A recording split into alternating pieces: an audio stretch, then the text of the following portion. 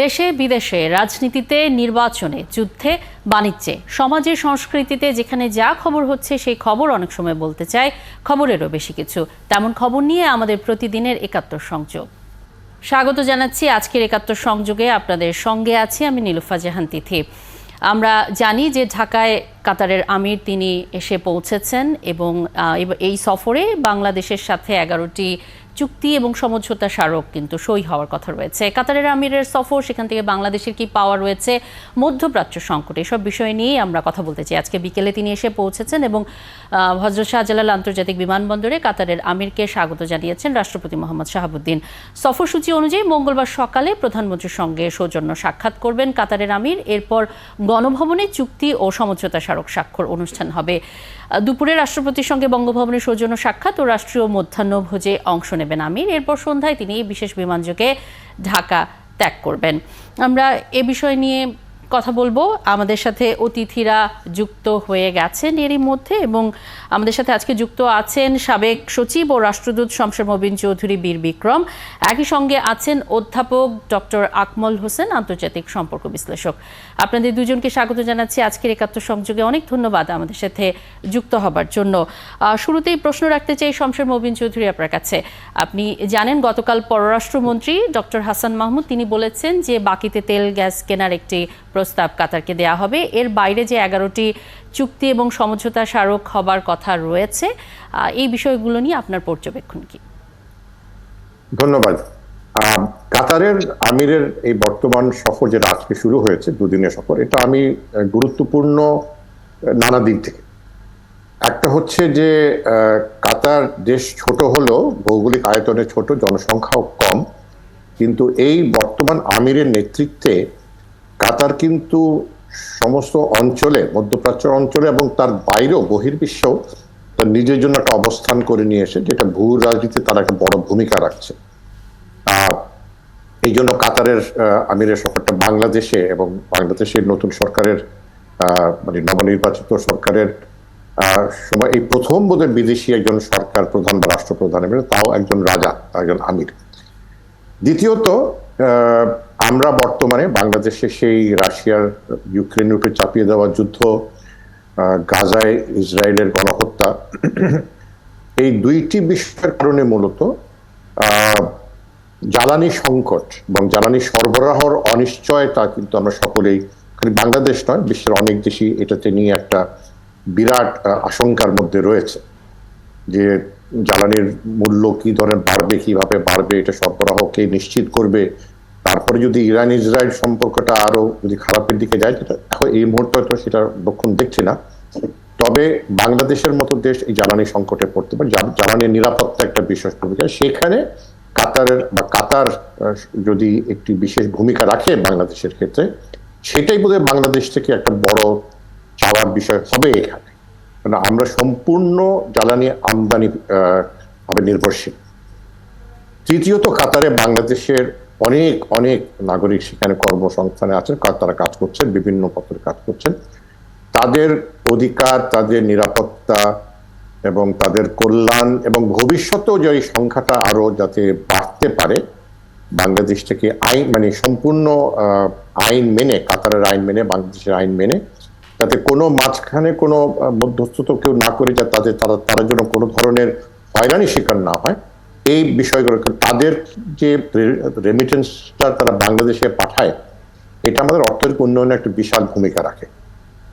তো এই তিনটা কারণে আমি বলবো মূলত কাতারের আমিরের সফর। আরেকটা যেটা বিষয় রয়েছে যে কাতার যে ভূমিকা রাখছে ইসরায়েল গাজার সংক্রান্ত এবং আগেও তারা আফগানিস্তানের ক্ষেত্রে, এই সব মাথায় রেখে কাতারের আমির বাংলাদেশকে বেছে নিয়েছেন তার সফরের জন্য। ঠিক এই সময়টাতে তাতে বাংলাদেশের গুরুত্বটা কাতার উপলব্ধি করতে পারছে এবং তারই কিন্তু প্রতীকী একটা মূল্য রয়েছে কাতারের আমিরের এই সফরে।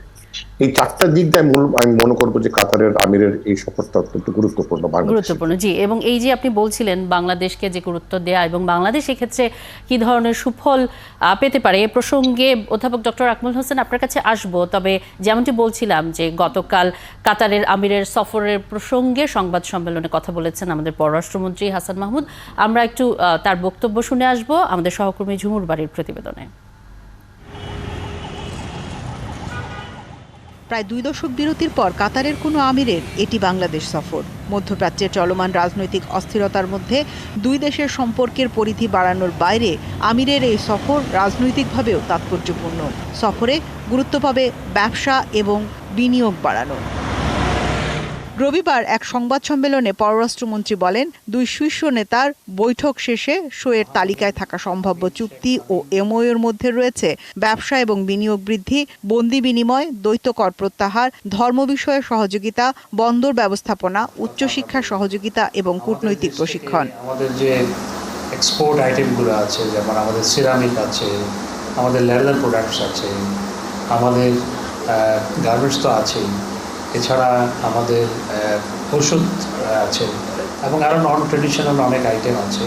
সেগুলো এখন যে রপ্তানি হয় না তা নয়, সেই রপ্তানিটা ভলিউমটা আরও বাড়ানোর জন্য আমরা করব।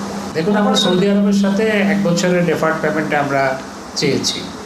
তো কাতারের সাথে আমরা আলোচনা অবশ্যই, যেহেতু কেনার ব্যাপারে আলোচনা এবং কিনিও আমরা, সেখানে ডেফার্ড পেমেন্টের বিষয়টি আসতে পারে। কাতারে বর্তমানে প্রায় 5 লাখ বাংলাদেশি কর্মরত রয়েছে। দেশটিতে এখন কর্মী ভিসা বন্ধ থাকলেও কিভাবে এটি নিয়মিত করা যায় তা নিয়েও এমওইউ হবে সফরে। এই এমওইউটা দিয়ে আমাদের যে সমস্যাগুলো আছে এবং যে ভবিষ্যতে আমরা যে জায়গাগুলো এক্সপ্লোর করতে পারি, সেটা তো একটা বসে আলোচনা করতে হবে বা দেখতে হবে আসলে কোথায় কোথায় আমাদের স্কোপ আছে, কিভাবে করতে হবে বা কি পথে আগালে আমরা দক্ষ কর্মী পাঠাতে পারি। ইভেন আমরা এটাও আমাদের প্ল্যানের মধ্যে আছে যে আমরা কাতার সহ মিডল ইস্টের কান্ট্রিগুলোর জন্য একদম ডেডিকেটেড টিটিসি তৈরি করতে পারি কিনা। সর্বশেষ 2005 সালে কাতারের তৎকালীন আমির হামাদ বিন খালিফা আল থানি বাংলাদেশে এসেছিলেন। ঝুমুর বাড়ি, 71, ঢাকা। অধ্যাপক ডক্টর আকমল হোসেন আপনার কাছে আসতে চাই। যেটি শমশের মোবিন চৌধুরী বলছিলেন যে আমরা জানি যে ইসরায়েল এবং হামাসের মধ্যে এক ধরনের শান্তি আলোচনায় মধ্যস্থতাকারী হিসেবে কাতার কাজ করছে। সেরকম একটি সময়ে বাংলাদেশে এই সফর বাংলাদেশকে বিশেষভাবে গুরুত্ব দিচ্ছে। আমরা জানি চীন, জাপান, রাশিয়া এবং যুক্তরাষ্ট্র বাংলাদেশের বড় ধরনের উন্নয়ন সহযোগী। এর পাশাপাশি কাতারের মতো দেশ এবং বিশেষ করে মধ্যপ্রাচ্যের অন্য দেশগুলোর সাথে যদি দ্বিপক্ষীয় সহযোগিতা জোরালো হলে এই যে ভূ রাজনীতি রয়েছে এই অঞ্চলে, সেখানটায় বাংলাদেশ কিভাবে সুফল পেতে পারে? আমরা এই কাতার দেশটিকে দেখছি, যদিও পারস্য উপসাগরীয় অঞ্চলের একটি ছোট রাষ্ট্র, কিন্তু এর যে অর্থনৈতিক যে শক্তি, সেই শক্তিটি যথেষ্ট পরিমাণ গুরুত্বপূর্ণ এবং অর্থনৈতিক বিবেচনার থেকে দেখা যাচ্ছে কাতারের আন্তর্জাতিক সম্পর্কের ক্ষেত্রেও যথেষ্ট পরিমাণ প্রভাব সৃষ্টি করেছে।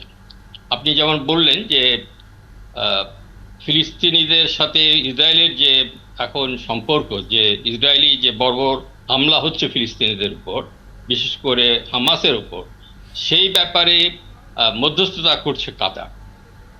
কাতার কিন্তু এর আগেও আমরা জানি যে যখন আফগানিস্তানে বছর কয়েক আগে তালিবানরা ক্ষমতায় এলো আবার দ্বিতীয়বার, তো তার আগে একটা দীর্ঘ সময় ধরে কাতারে মাটিতে তালিবানদের সাথে মার্কিন যুক্তরাষ্ট্রের হয়েছিল, সংলাপ হয়েছিল। তো ফলে এমনিতেই কাতারে সেই ঐতিহ্যটা তারা মানে অর্জন করেছে। এবং আমরা জানি যে কাতার, আমি এই মুহূর্তে মনে হচ্ছে যে কাতারের কয়েকটি সংগঠন এর সদস্য, যেমন গালফ কোঅপারেশন কাউন্সিল বা জিসিসি বা OPEC, Organization for Petroleum Exporting Countries, আর ওআইসি। তো এই 3টি সংগঠনের মধ্যে একটি সংগঠনের বাংলাদেশ ও কাতারের অংশীদার, সেটা হচ্ছে ওআইসি।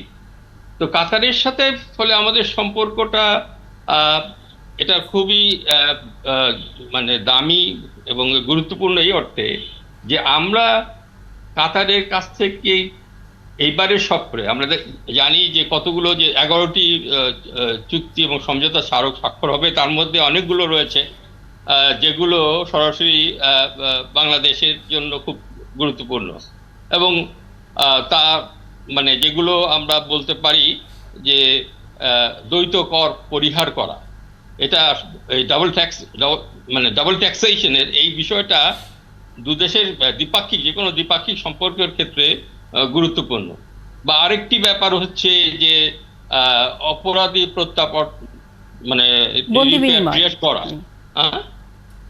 এই চুক্তিও এখানে এবার স্বাক্ষর হওয়ার কথা রয়েছে।